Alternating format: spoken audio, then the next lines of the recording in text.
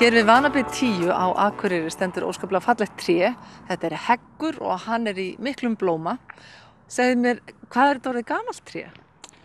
Hann mun vera svona á 4. áratugnum, einhvers staðar. Manstu eftir þegar þið gróðsettu hann? Mjög lítið. Það var ekki dagsett neitt. En fallegur hann og hvenær blómstrar heggur svona venjulega?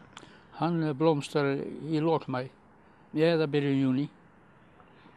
Fallegt að koma hérna út svona snemma sumars og sjá þetta allt í blóma? Jú, það það. En hvernig hann í ár? Finnst þér hann óvenju fallegur eða? Já, og blómin hafa staðið óvenjulega lengi. Hvað þau svona venjulega að standa? Eina viku, mest. Það komin núna 10 dagar. Já, hann virðist enn bara mjög fallegur. Og þetta eru hvítblóm, hefurðu séð hegg með öðrum lit en hvítum? Ég veit að það til heggur með rauðum blómum. Ég þekki það ekki.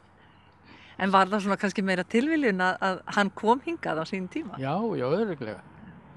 Við gróðumsettum 2 hríslur og önnur lifði og hún orðin þetta. Hvað heldur það sé hátt? Þetta sennilega hátt í 10 metra.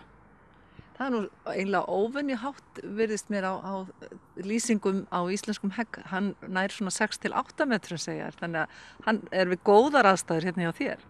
Já, hún líður vel hérna. Tímur eitthvað að klippa á honum? Mjög lítið. Bara þannig sé eftir að ganga En þarf hann eitthvað sérstakt atlæti? Nei, hann hefur ekki haft það frá mér. Það nóg að hafa bara sól og vatn. Já. Og heldur það sé að rækta hann, sérð hann víða hérna í görðum? Nei, ég man ekki eftir að sé hann. Ég man eftir einu minn í lystigarði, þannig að þetta alveg fólki óhætt kannski að fara að setja niður hegg. Það heldur hljótt að vera. Svona núna með hlýnandi loftslagi allavega. Áttu einhverjar sérstakar minningar hann eða eitthvað sem hefur gerst í kringu þennan hegg? Nei. Ég bara horfa á hann á hverju orði með aldáin. Og það örugglega það sem við eigum alla að gera, njóta bara hverjar stundar. Já. Takk fyrir að taka á móti okkur og við ætlum að fá að mynda hann svolítið betur og sýna fólki. Takk sömuleiðis.